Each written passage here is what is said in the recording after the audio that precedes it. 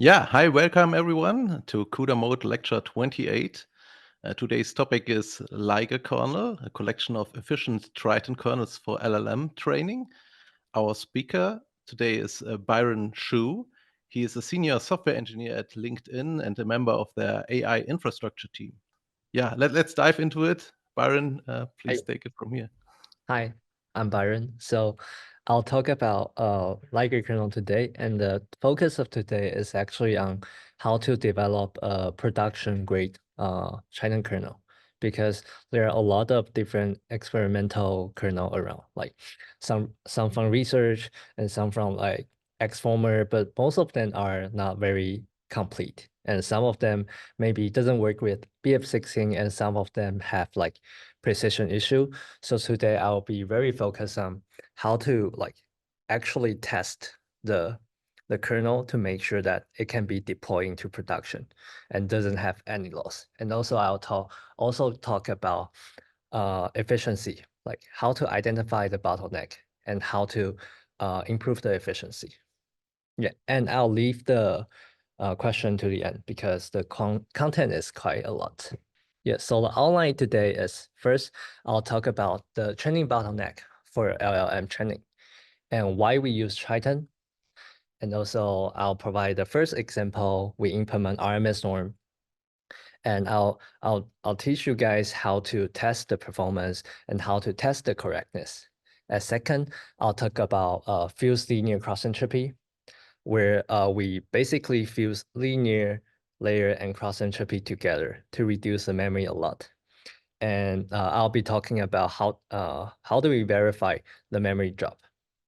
And later I'll move on to talk about convergence test. So I think this is the most critical piece in our code base because this can verify the end-to-end correctness and convergence, because people always have concern about custom kernel because it might have some precision issue or it might actually not exact. So we write a tons of like convergence tests to make sure everything is exact and people can be confident to deploy into production.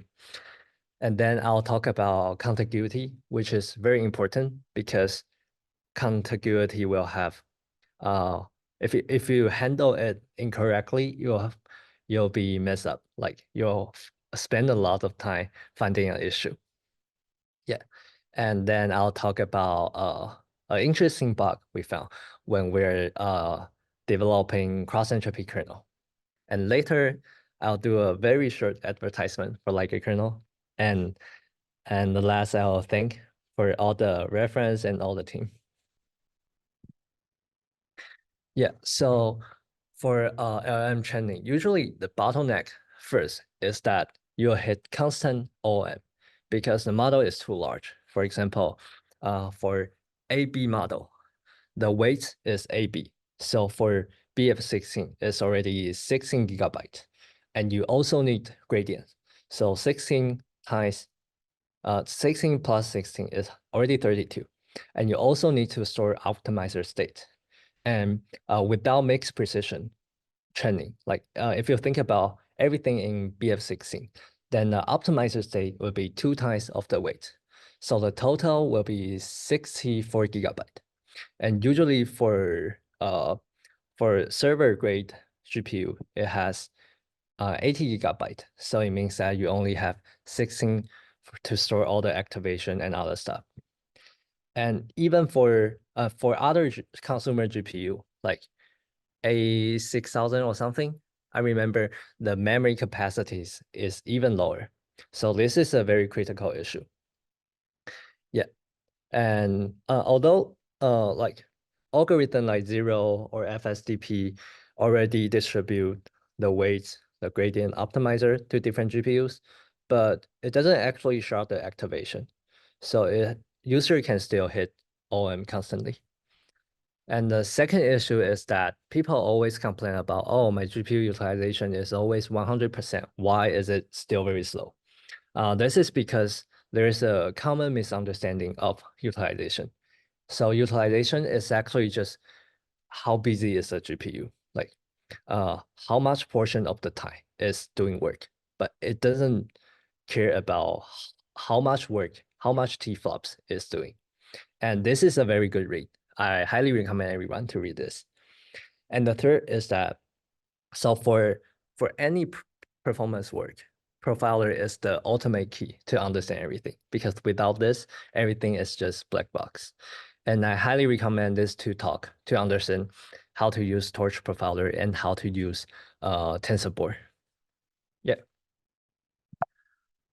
So here, I'll talk about an example for, so I run this on 8 A100s GPU with FSDP and Llama AB model. And let's look at the time and the memory together. And this is Hugging Face model. Now we need to play the elevator music.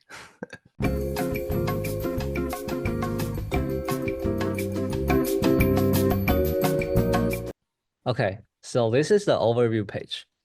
It shows you like how it categorizes different operations into different color.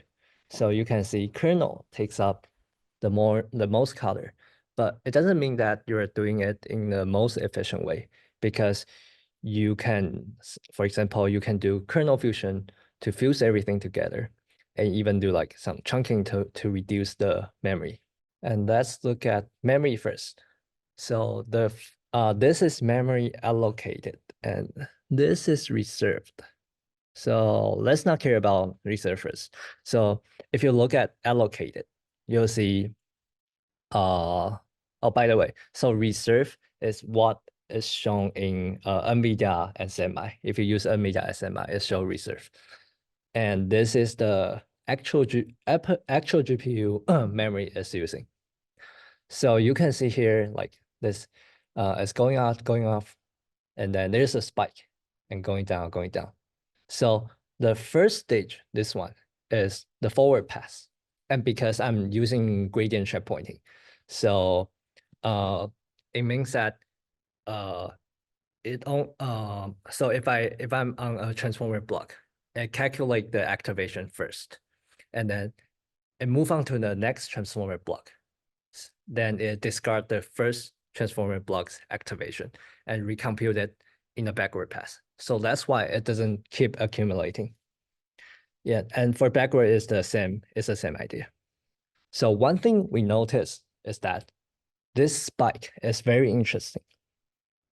And if you think about what happens at the end of forward, that is actually cross entropy. So it means that cross entropy is causing a lot of memory consumption. Oh, shoot. So cross entropy is causing a lot of memory consumption. And the reason is that for advanced model like Llama 3, the vocab size is very large, 128K. To give you an idea, Llama 2 only has 32K. So for 128K, you need to materialize all the logics, which can easily be 20 or 30 gigabyte, which is why causing the spike. And okay, this is for memory. And let's look at the trace. I hope it works. So to give a very high level overview, there are CPU string and GPU string. And GPU string is running ahead of CPU string. And the most consuming part is from the GPU. So we usually want to look at GPU string. And we can zoom in. And you can see with the prefix of ampere, it means it is matrix multiplication. And with the prefix, without prefix, it's usually element-wise operation. And you'll notice there are two strings here.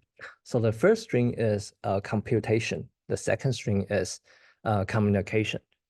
So this is from FSDP, because in FSDP, we need to do altogether, two altogether and one reduced scatter. And you can notice that it actually overlaps with the computation very well.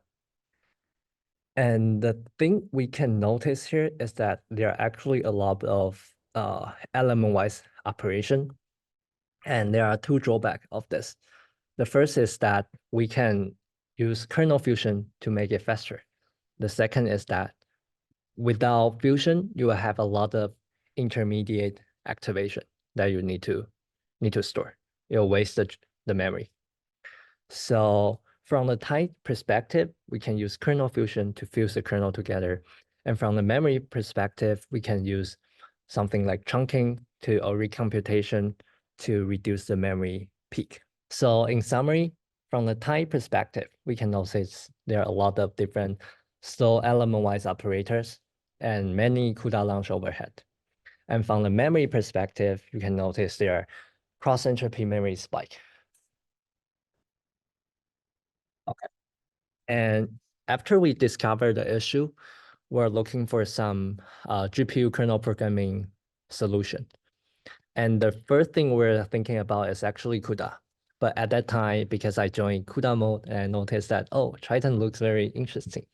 So I started looking at that, and I quickly realized that it's actually the developing life cycle becomes much shorter and it's much more like intuitive.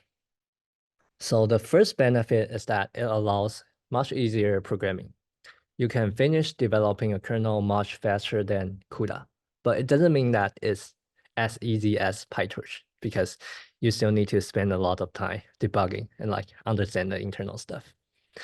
And the second benefit is that you can operate in the way that you're familiar with. So you can think everything in tensor, in vector, instead of thinking by element, which is CUDA is operating on.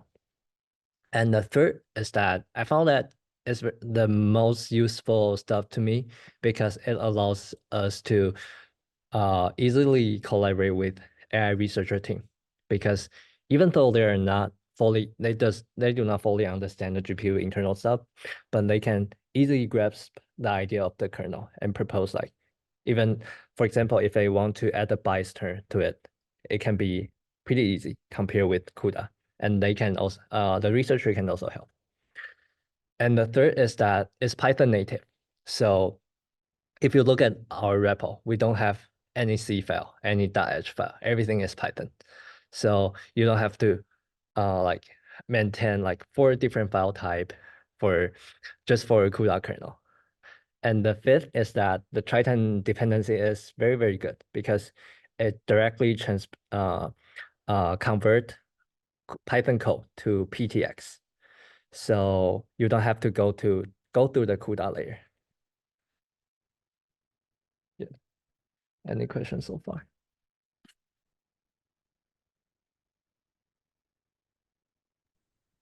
Can I speak it? Hi. So maybe it's a little unrelated, but I just noticed in like the PyTorch profiler that I just was unaware. So like FSDP uses NCCL. I'm just curious about that. Yeah, no, that was just like my question. Yeah, because it's doing Right. for GPU communication, right? And So- the way provided by NVIDIA is NCCL, and PyTorch has a wrapper on top of NCCL. Correct. I I think it depends on which device that you're taking and which hardware. So Yeah. PyTorch by default, if it's running on the NVIDIA type, then it uses nickel. If it uses something else, then it will take the other one. So yeah. And let's look at the first hands-on example, which is RMS Norm. So at the beginning, when we just start looking at Triton, we think that, oh, writing Triton, the forward pass is so easy. But we later found that, oh, the backprop is so painful. We don't know how to derive. Okay. So we come up with some tips we can use. And in this slide, I'll talk about some backprop useful tips that you can take. And the first one is that you should think element by element instead of in vector, because if you think in vector, usually there will be some element will be special than other elements. So it's better to derive by categorization. Yeah, so just do the scalar calculus you learn in undergrad. I'll show an example later. And you also need to brush up on your calculus 101. You need to learn how to do multiplication and divide and other. And the third is a very useful formula. So the proof is, you can look up the proof on website, on web if you want, but you just need to remember the final formula, which is, so for a matrix multiplication, y equals to x times w. I mean, matrix times, matrix multiplication multiplied by w. And the derivative is at this form. And we'll use this later in our linear cross entropy layer. Okay. So the formula. Sorry, I'm Hey. gonna be a little annoying, I guess. Could you just like repeat that last part? Like that Here? last part you said about the slide? Yeah. Okay. So you know y equals to x multiplied by w, right? Yeah. And the so the gradient means partial loss, partial something, right? Partial derivative. Partial loss, partial x will equal to Right. this. And partial loss, partial w will equals to this. Basically, it's still matrix multiplication, but they just change the order and do a transpose.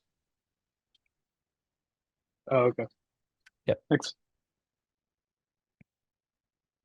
So let's look at RMS Norm. So the forward path is this. We take this from the paper, which is essentially, so yi is the element equals to xi divided by RMS Norm times wi. And the derivative of x will be partial o divided by partial xi. And the very important thing here is that because one x contribute to all the y, so you need to do a summation to sum up all the gradient it contribute to yi. So it will be like this. And we'll later break it down to when k equals to I and k not equals to I. So when k is equals to I, you can have all this crap. And then you'll later compile it to this. And when k not equals to I, you'll have this. But the magical thing is that you can actually compile it to a very elegant way. So let's look at the element-wise form first. So you have partial O, partial X, and then you have this. But you can compile it to vector form, and it will become a very beautiful form just with element-wise multiplication and dot operator. Byron, I believe the fundamental reason why we have to manually derive the RMS norm backprop is mainly because we don't have auto differentiation capability in the Triton, right? Right, exactly. So whereas in the PyTorch, we have a auto diff feature that does this for us. Or even I in the believe Jack Torch side. compile can Torch compile can actually do this too, right? Yeah. So okay, makes sense. Yeah. So Byron, just for what it's worth, like you can indeed use compile, but if you want like a trick to save your sanity in the future, like SymPy is actually surprisingly good at like deriving some of these. SymPy. So SymPy, yeah. So you can basically you write your forward, and then you just basically ask it for the backwards as a symbolic formula. That said, I wouldn't be super surprised. Like you know, I'm old enough to also have written my own gradient rules in models. And the thing that you'll notice is that even if you write it subtly incorrectly, you can still end up with a model that converges. Yeah, exactly. So this is kind of like the benefit of like more like of the auto diff approach or the symbolic differentiation approach. Like they'll help you sanity check these things a bit better. I see. But does it know how to like compile it to the most the cleanest form? What do you mean by cleanest form? Like it'll reduce it. Like yeah, like the minimal operations. Yes. Okay, I see. But it won't do you the fusing. Okay, it will give you a mathematical representation in the symbolic format. The fusing operations on how it has to be implemented on a kernel is something that will be left to you. Okay, I see. Makes sense. And also, sometimes some operators can be reordered for better efficiency. So those things it won't do. So it will give you a mathematical representation fundamentally. I see. Makes sense. Okay. And so I'll talk about the tricks we use for RMS Norm. And the first one is that we in place reuse the tensor. So we basically reuse dy to store the value of dx to save memory. And we also cache RMS vector to save the t-flops. And the idea is we actually reference from Ansat's kernel. So you can see our code here. Now is becoming more and more complicated because we need to handle some casting. But essentially, Can you zoom in a bit, please? Okay. So, thank Yeah. you. So let's look at the backward pass. So you can notice that the actual code of backward pass is actually not that long, but now it looks a little bit long because of the condition. Yeah, and we do the trick here. So we store the RMS norm vector and we can reuse it in the backward pass. Yeah, and you can read the code yourself at Liger Kernel. Okay, and after you finish a kernel, how do you test it? This is very important. So we usually do two tests. The first one is the correctness test. You need to make sure the kernel is exact and precise, because any deviation will become very severe. It will become a headache to AI researcher. And the second is that you need to perform a performance test to measure the time and the memory, because like with no GAN, there's no purpose to actually have a custom kernel. So we provide a very clean Google Colab for you to get started. I'll probably won't run the code because it'll take a while. Essentially, we'll install our library and we'll try to test RMS Norm of our library. Yeah, so as you can see here, the way we test is that we first have a comparison. So our comparison is from Hugging Face. We directly copy the code from Hugging Face. And another important thing is that we need to test for different precisions. So we need to test for both FP32 and BF16. And the headache here is how to tune the tolerance. And the general recommended way is that for FP32, the tolerance is this. For BF16, the tolerance is this. But this is still not working perfectly because it depends on, for example, your scope is higher or your scope is lower, it will also affect the tolerance you want. So we'll later introduce like how to do the end-to-end convergence test to make sure it will be no problem in the production. But here we just focus on a single correctness test. So you first have a Hugging Face implementation, and then you write a test.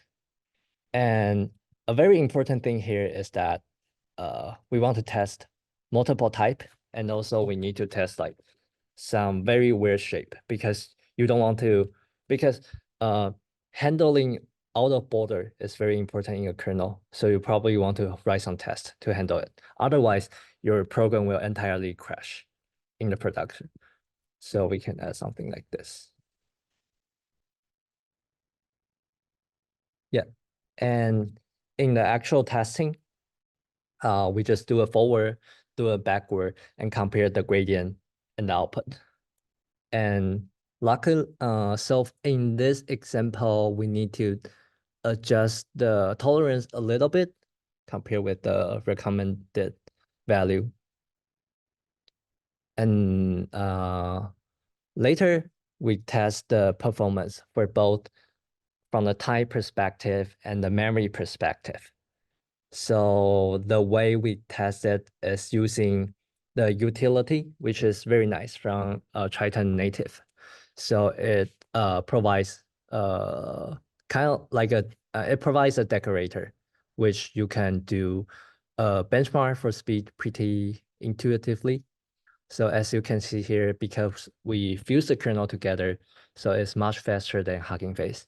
And I will also recommend to use profiler to actually look at like all the operation be reduced to 1, so you can actually understand. And this, we test the memory. We actually write this ourselves. Essentially, we use Torch CUDA API to measure the peak memory.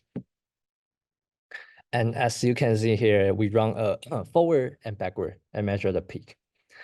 And you can see the peak of Liger is much lower than Hugging Face. And if you want to look at the implementation, you can see the test folder. We have a lot of tests. We focus a lot on test. Yep. And then let's move on to fused linear cross entropy. So Eric's asking a good question, which is that, like, do you actually want to support arbitrary shapes? To me, it seems that fast kernels refusing to handle bad shapes would be a good thing. For example, maybe it could have prevented the 50,257 vocab problem in GPT-2. I see. But I think for LLM, like you can really have a fixed shape for sequence length dimension. So that's why we want to test the like different weird shape to make sure it doesn't crash. But for other kernel, we might not need to, because I know some kernel have some enforcement for the shape to be part of 2. Yeah. Mark, isn't the case that 50257 is an issue of the implementation? Because in the implementation, technically, matrix multiplication should be in a good power, otherwise it's not going to be performant. It is from the input side when you do the unit testing. The unit can be anything, right? So if you want to do a black box testing, then a typical unit tester should actually think all combinations. Yeah. All wrong combinations first. So I don't think the testing should actually confine to only good types. Yeah, so like I think I have a few thoughts here. One is like let's say at least within FP8 for AO, the way we handle this is like padding inner dimensions as like a flag. Compile also does like a lot of like padding of inner dimensions, but I do agree like sequence length is something that you want to keep dynamic.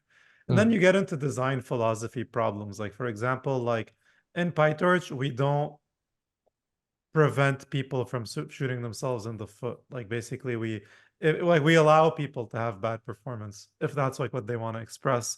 Yeah. But ideally sort of show the right logs and have the right docs to tell people how not to get worse performance. And I think it sounds like Byron made a similar choice, it sounds like to me. Yep. Yeah. So you mean in AO you pad it on the PyTorch tensor level before sending it to the kernel? Is that what? Inner dimensions only, otherwise you're changing the semantics of your program. For example, let's say your sequence length is 9 and now you magically make it 10, it's a different program. But if it's all inner dimensions, it sort of doesn't matter, right? Because the user will never observe the dimensions changing. Makes sense. Okay, so I'll move on to the next kernel. This might be the most interesting kernel we wrote. So we took the idea from a PyTorch discussion issue thread, and we found there are a lot of different implementation, but they're all not perfect because some has convergence issues, some are not compatible with Hugging Face. So we just decided to implement one on our own and to make it production grade. Yeah. So let's look at the problem first. So at the end of each large language model, they'll have input and then language model head and output logics and the target, the label.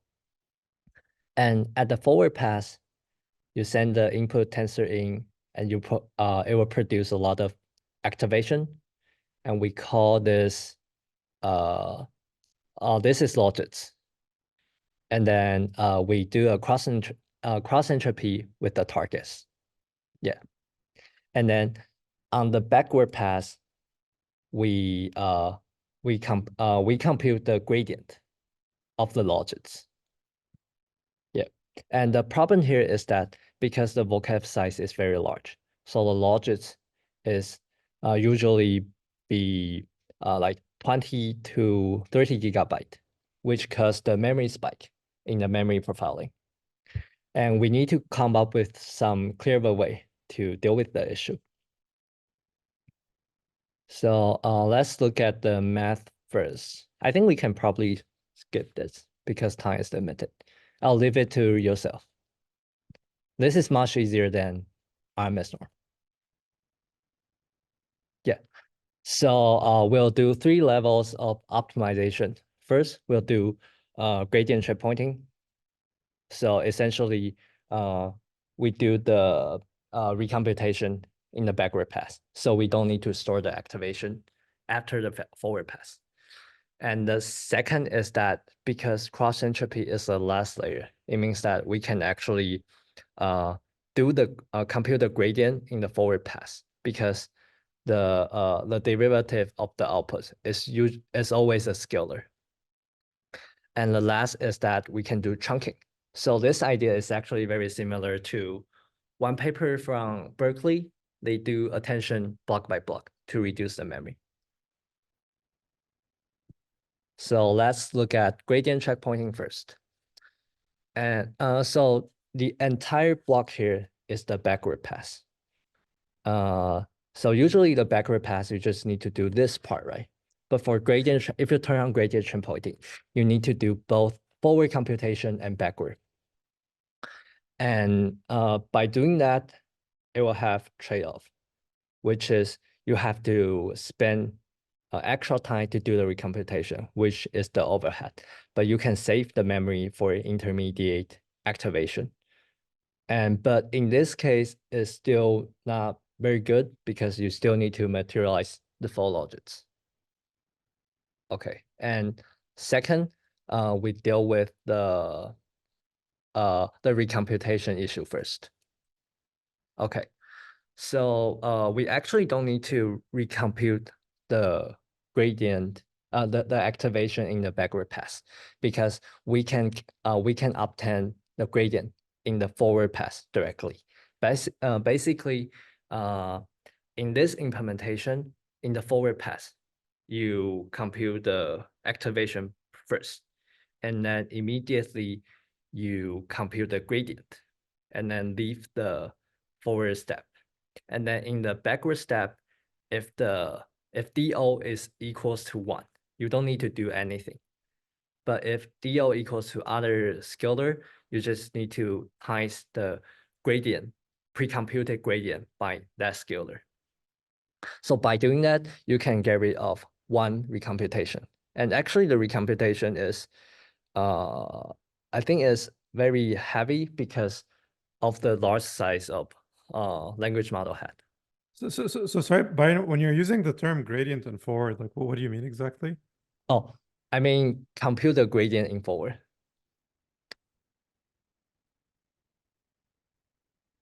I'm confused. Like, okay. Yeah. So essentially, in the normal way, you have an input, right? And the input you put into the language model head. You can have logits. And then in the backward pass, you use the logits to come up with the gradient, right? This is a normal way. But because, so assume that the loss is just cross entropy. You don't times any scalar. So the DO will be 1. So actually, you know the DO already at the forward pass.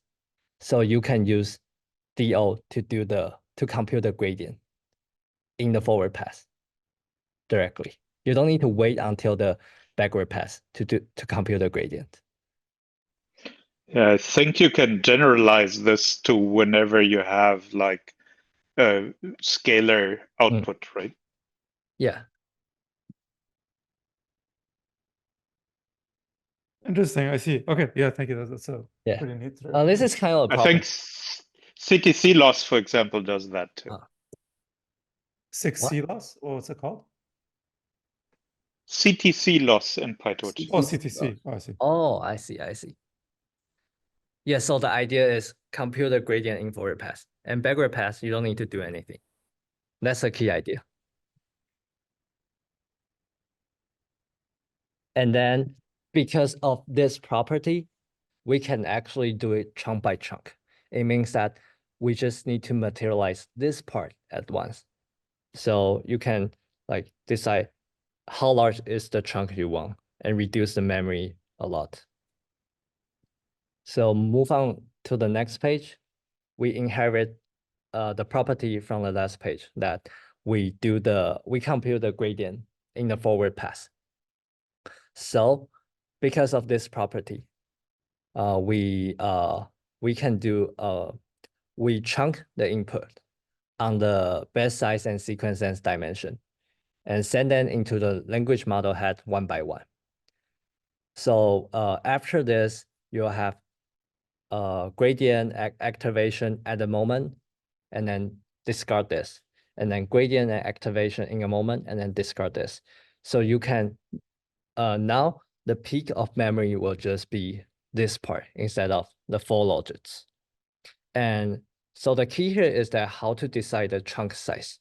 So the way we decide it is that we try to, because the previous dimension is hidden size and the new dimension is vocab size. So we try to find a scalar that can reduce the memory spike produced from vocab size to the same as the hidden size. So it does not increase the memory. Yeah, and this is very tricky. I recommend to read the code. The code is even more tricky. How do you decide the chunk size? Was it like beforehand via profiling or dynamically? So the way we did is that we assume a scalar first, and then we profile it and found it's actually pretty good. So we just use that scalar. So currently it's still not configurable, but we can make it configurable in the future. Yeah. Makes sense. Yeah. Thank you.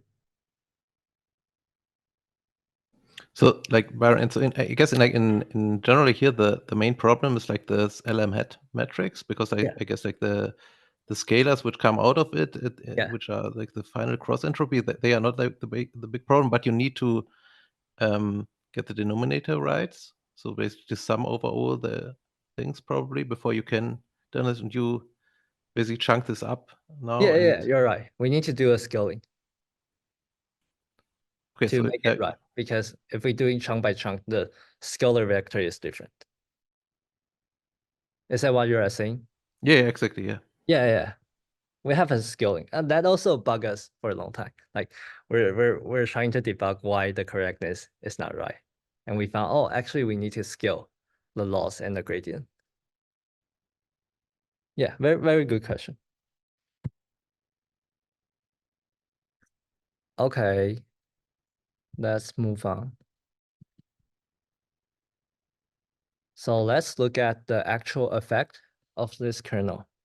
And same thing, we install Liger Kernel first, and then we do, I copy this from Hugging Face, and I write this on my own using our kernel. And then we can measure the memory here. So as you can see, I use the vocab size from Llama 3. And for Q12, the vocab size is even larger. I think it's 150K. And I remember for JAMA, it's like 200K or something. Yeah. So you can see Hugging Face, the memory increase linearly, but for our kernel, the slope is much lower, and the consumption is also much lower when you scale up. And a major benefit of this is that you can either increase the batch size or also turn off gradient checkpointing, because for LLM training, it's essentially impossible without gradient checkpointing. But with this, you have a chance to turn that off. And this is from the speed. And no, the memory. Let's look at the speed. So as you can see here, our kernel is slightly slower than Hugging Face, but it's kind of neglectable because cross entropy is the last layer. It is only conducted once compared with the former transformer block layer. So if you turn on our kernel, it actually don't slow down your training, but it will decrease the memory a lot. Yeah. So you can try to run the notebook. I'll provide the link later. I think also with gradient checkpointing, everybody is like willing to give up a little bit of speed just to get this out of memory's way, because Yeah, but with I mean, this if it doesn't run at all, it's not. In some cases, you can it's turn it faster. off. We have some case turning that off internally. It's working pretty well. Nice. I can talk a bit more about this actually. Let me see. Okay. Okay, probably no. I still have more. So the implementation can be found here. And the most, in ops. The most important thing here is that we need to do a casting of the logics. We need to cast it to FP32. Here. Logics. Somewhere. Oh, here. Otherwise, you have convergence issue. This is very important. And this is why most of the implementation is wrong. Okay. Let's talk about convergence test. And the key idea is that we have a original model. We have a patched model, patched by our kernel. And we want to make sure the convergence is exactly the same. The kernel are exact. And we are actually inspired from LLM.C.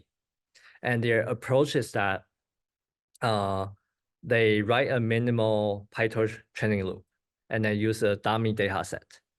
And then they put the data into both original model and patch model and run 10 iterations. And at the end, they compare the logics, the weights, and the loss and make it under certain tolerance. This is very effective and help us debug a lot of issue, because even though the unit test, correctness test has passed, it will still have some hidden issue. For example, you might not handle the contiguity correctly, or like some tensor shape will crash the kernel, or like the D-type casting is not correct, just like the linear cross entropy casting I just mentioned. And this is a minimal example of how to write the convergence test. Essentially, we don't have to load the model. We train model from scratch. So you just need to have a, here I'm using Mistral. So Mistral config, and use this to instantiate a model. Yeah, instantiate a model, where's that?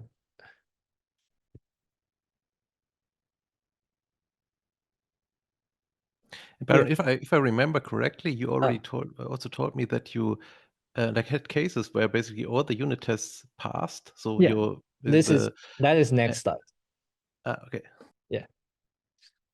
So here is very, very, very easy. You can just ask ChatGPT to write it. So you prepare a data set first from, I believe we use Shakespeare from Carpathy. And then we patch the kernel. And then we create a data loader.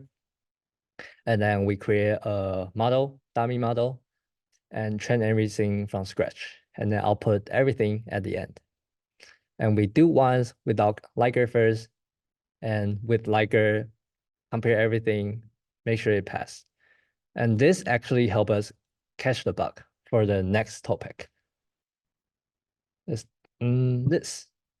So contiguity is a very, very important idea in both, I think in all the ML runtime framework, like TensorFlow and PyTorch. And this is from Edward, so the idea is that there are two views, logical and physical view. Logical view is like when you do tensor.shape, the shape you see.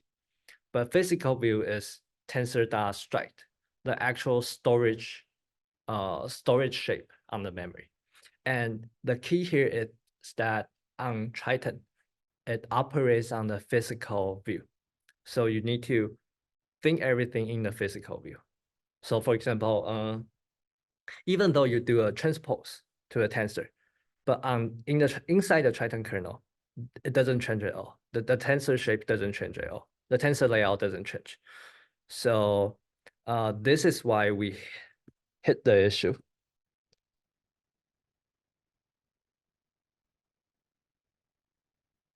So yeah, this is what NGIS was mentioning. So when we finish the rope kernel, we deploy it into the production. But we quickly found out that, oh, the loss has some high divergence. And in the beginning, we thought that, oh, it's because our implementation was wrong. So we keep adding some difficult weird shape correcting tests to it, but they all passed. It's very weird, even for like different precision. But we later found out is because, so another interesting thing we found is that when we are using flash attention, the convergence is okay. But for SDPA, it diverges. And we later found out is actually because the derivative passed from SDPA is not contiguous, but from flash attention is contiguous. We still don't know why. Yeah, here. So this is the original rope implementation. It looks pretty straightforward, right? So you do a transpose, and then you get all the shape, and then you throw everything into the kernel. Okay.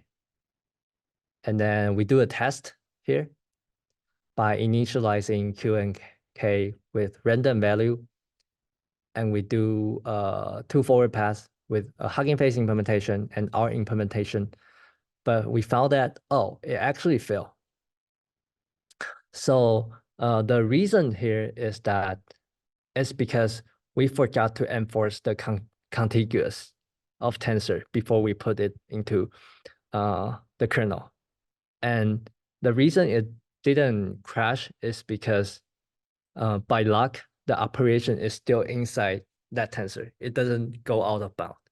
So it means that you're still operating on that chunk of tensor, but you are doing it in the completely incorrect way. And it caused the incorrectness. So later after we add this, if you run the code again, you can pass the test. And we catch this bug by the convergence test. Yeah, so the best practice is that you should add contiguous enforcement before the kernel for every kernel.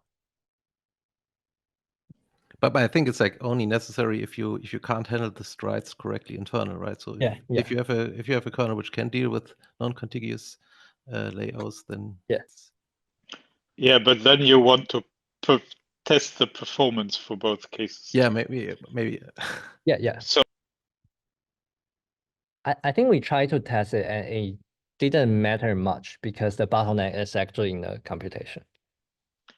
yeah, it depends on what like the complexity is. If you have O3 operations like matmul, it can be or convolution, it can be beneficial to just enforce the contiguity like this here.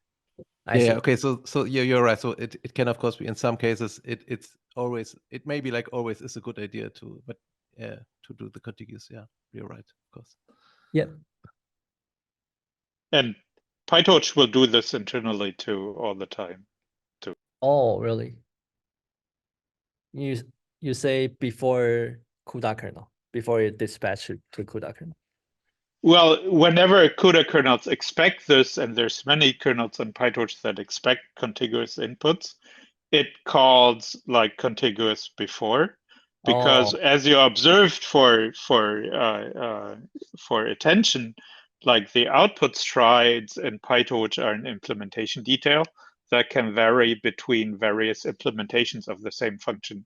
So convolution has also implementations that return differently strided outputs. I see. Yeah. So next, I think it's the most tricky bug. that bugged me when I was developing the all kernels. So the issue is that so in Triton, there is a program ID. Basically, it's like the block ID in CUDA kernel. So, but the problem is that program ID is stored in int32, and you always want to do add an offset to the base address, right? So you need to do base address plus program ID times stride. But if program ID times stride larger than the maximum of int32, then you blow up. It will become negative, and you'll hit illegal memory issue. So we found this issue in the cross entropy kernel because so this is the first 3 line of cross entropy kernel, and if you run the test here, essentially it will crash. But I don't know why it doesn't crash on Google Colab. It crashed on my VM, and the reason is because so the size of logits is b times t times v, and programs ID times y stride with this number can exceed the maximum of int32, and because you are using int32, so it will become negative and it will hit the illegal memory. So the fix is adding a cast to the program ID, and there is a long discussion thread in the Triton kernel, in the Triton repo already. So I think they're trying to find a better way to do this, but they still don't have a good idea yet. But it only happens when your tensor is very large. For other kernels, we don't need to cast.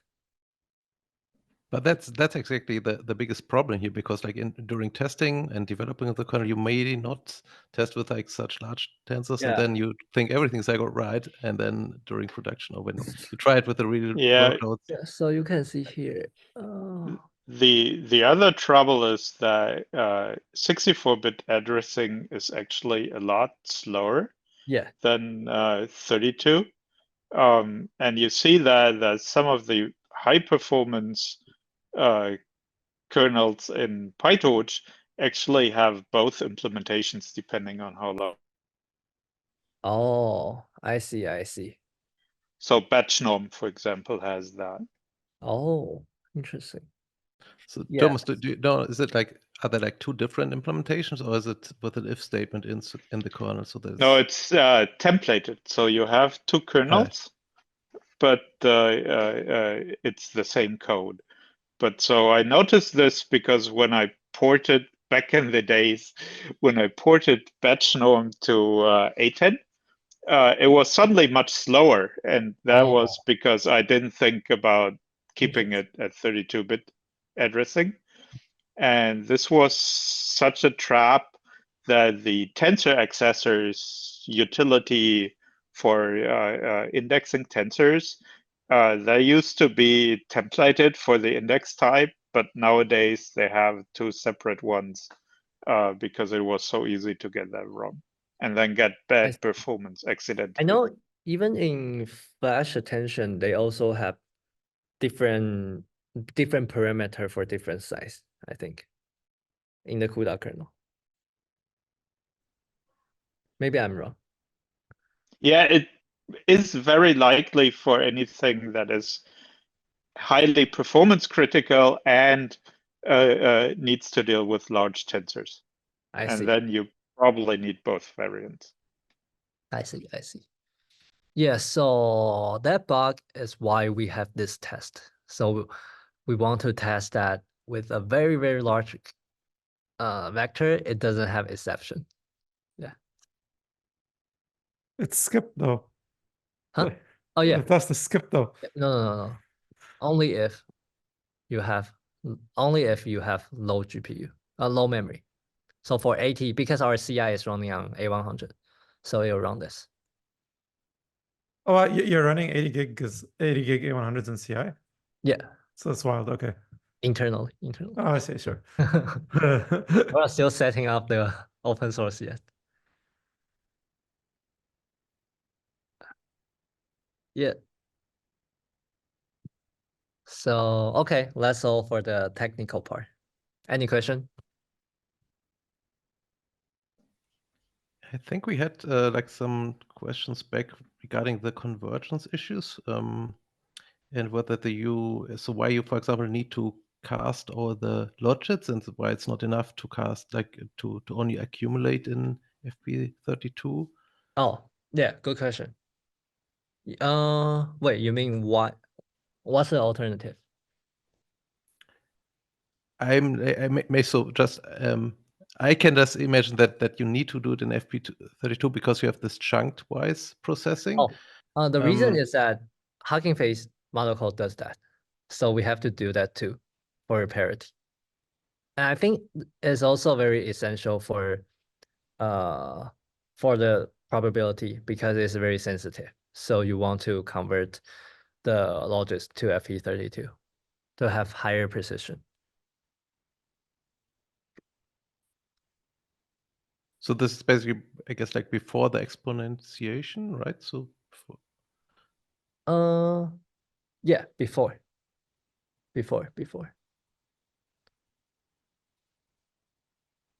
So did you like what do you know? Was it that you got basically infinities, or what the numerical issues were? I think or was it it won't be NaN or infinity, but it will make the convergence very bad. Okay. Yeah. So at the beginning, we try not to add the casting, but the convergence just like vary a lot.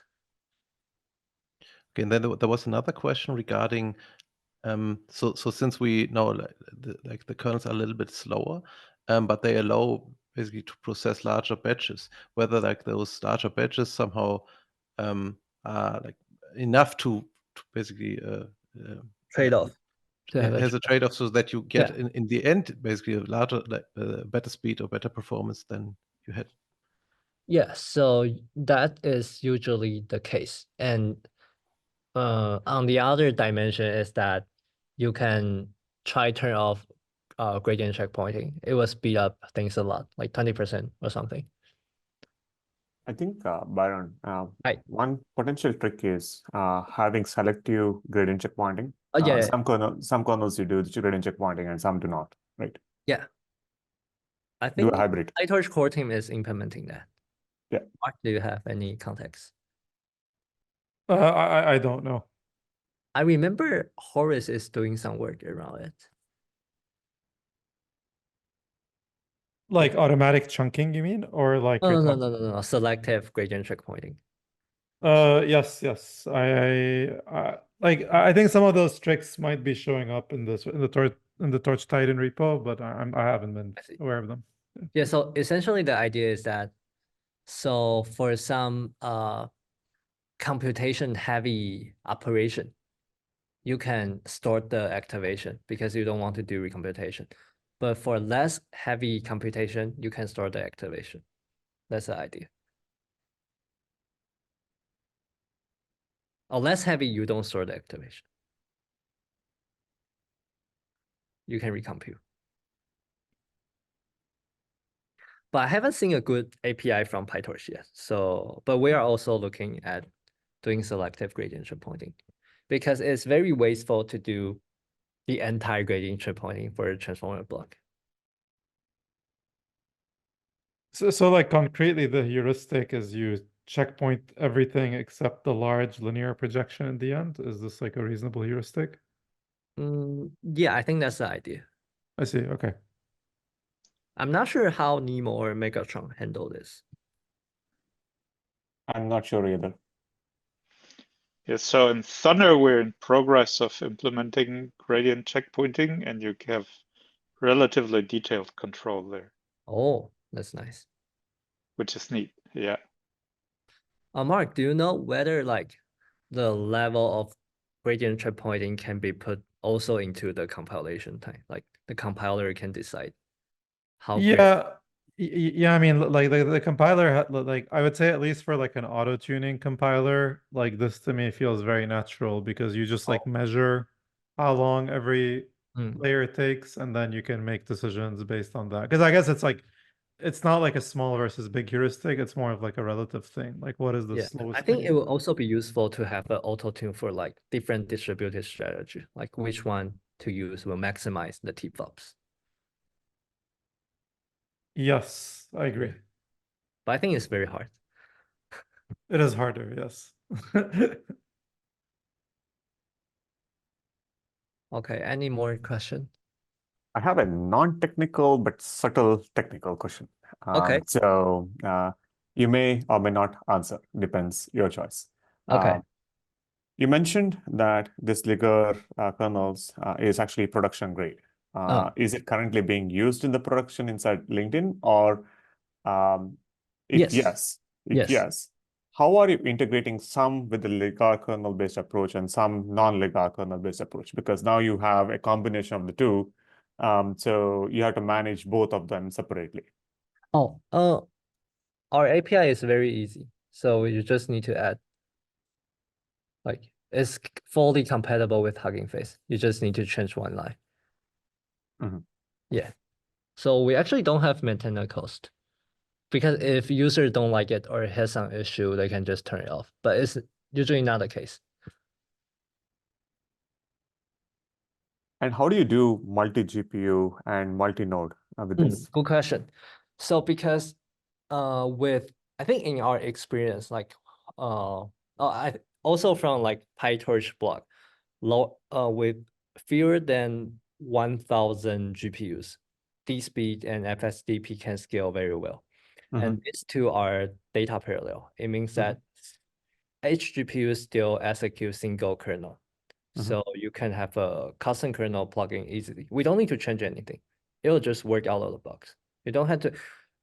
I think even for tensor parallelism, you don't even need custom kernel, because tensor parallelism is usually on Memo. And the thing we implement is usually on element-wise or the last layer. Yeah. So it just work out of the box. Interesting. Yep. And it also work with DSpeed. So we have both example here. This two. This is FSDP, this is DSpeed. And we will later port it onto Lightning AI, Lightning Studio.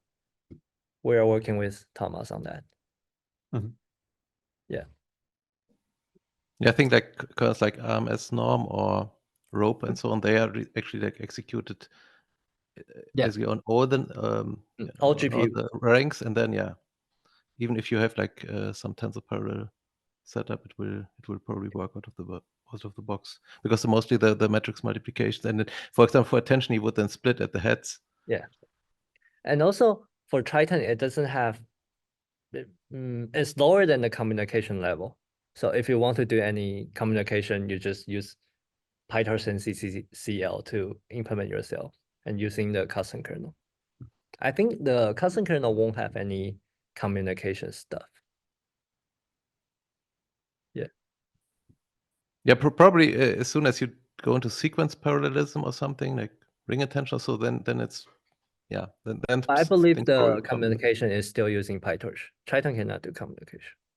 Yes, sure, but then you're dealing with part of but that's like a different topic, of course. Yeah. Byron, so what are, maybe if I ask a question, what are your future like plans, and so what's I think there's a lot of things going on. So there were like 10 pull requests or so open today already, and so we have a lot of internal discussion, but I cannot fully disclose, but I can give a high level idea. So essentially we want to provide wider model support, and like we want to continue building deep kernel, which means that it's very performance, work out of the box, well tested. And also we want to provide wide hardware support. It can just work on AMD and NVIDIA. We already have some AMD user using that, and it works pretty well.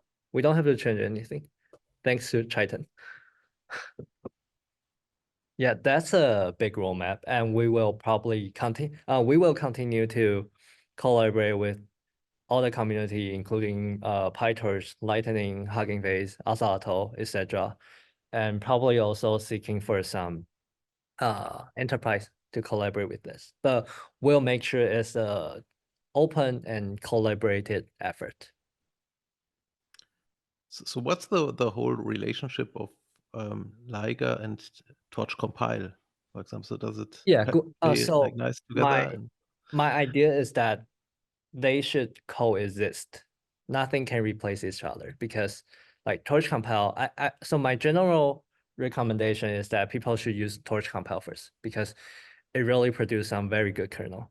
But if they want to have some, for example, if they have memory constraint, they only have 40 gigabyte, they can try to use our linear cross entropy.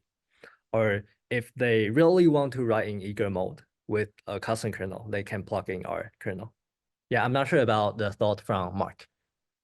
I think my thoughts echo yours like very well, which is like, I think the time range really matters. As in, like in the short term, you really need perf. Like use a custom kernel. Like there's just like it's gonna give you speed ups and memory savings. Like there is literally no reason not to use it.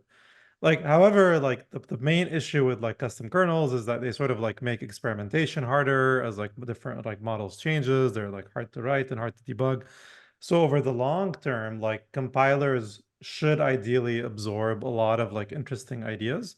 However, there's some ideas that compilers cannot absorb. Like basically, compilers are not good at making algorithmic changes to your models to make it faster while preserving numerics. Yeah. Compile is essentially a fusion compiler. And so computers are better than humans at doing fusions, but not better at writing better algorithms so far. Yeah, I think Thomas can also talk about this, right? From the Thunder perspective. Yeah, obviously we do have some flexibility of having the user provide complex rules too, but so basically you would need to know what to, similar to fusion, where you know if you have this kind of operator, you can fuse it. And for example, Torch compile will have templates for certain types of fusions, and then you collect the operators that fit these templates. But yeah, it's not yet fully auto. But there's lots of interesting stuff going on. Yeah, I'm actually quite optimistic that in, let's say, like before 2030, we will have additional layer on top of compilers, which is maybe like as we see it currently with agents and with Cursor and Ada and whatever, like all these tools can do, which will be with the like can also like decide of some strategic ways to optimize code, which normal compilers would probably not see. But yeah, let's see.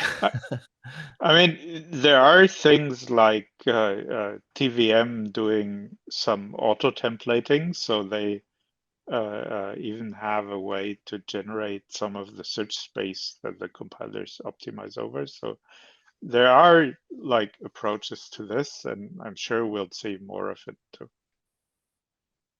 Yep. Yeah, currently a lot of the intelligence of the AI is still sitting in front of the machines. Yeah. Yeah, so this is our project. We really welcome any contribution. We want to build the best open source kernel for best open source Triton kernel for training. And we started from LLM training, but now we have more requests for like multimodal, audio, vision. Yeah. And this is like, people really like it. So we want to thank the logo design from Clear and Onslaught's flash attention, efficient cross entropy for a lot of good implementation that inspires us. And we use Shakespeare dataset from Carpathy for the convergence test. And also thanks to CUDA mode that inspired me to learn Triton and like learn a lot of things and met a lot of good friends. And also, I would like to thank the whole team, Animesh, Haowen, Yanning, from the leadership support, and Xiaotang, QQ, Yun, Vignesh, Jason, Steven, Shivang, Zen for all the technical contributions. But now, like within a week, we have 10 more new contributors from outside and like 50 PRs merged already. So welcome any contributions. Really congrats, like Byron. This is like an awesome project, and like thank you for being like an early believer in CUDA mode, and like, you know, kind of graduating it out into your like own awesome project. It's like really nice to see. Yeah. So for basically we don't have lectures for the next couple of weeks, but there is like CUDA mode IRL happening on September 21st in downtown SF. So if you're interested, like make sure to apply. We already started sending out like the first wave of invitations, and those would require a confirmation because seats are very limited. So if we don't hear back from you, we're going to assume you're not coming. So if you are intending to come, please confirm. Thank you, everyone, and we'll see you soon. And thanks again, Byron. This was really an excellent talk. Yeah, and by the way, if you need some idea for Triton kernel for IRL, you can look at our issue. We have some fun issue you can implement in the hackathon if you want. Byron will be there, so if you'd like to meet like a lot of the people here in person, just let us know. Thanks, everyone. Thanks, Byron. Bye, everyone. Bye. Thank you, everyone.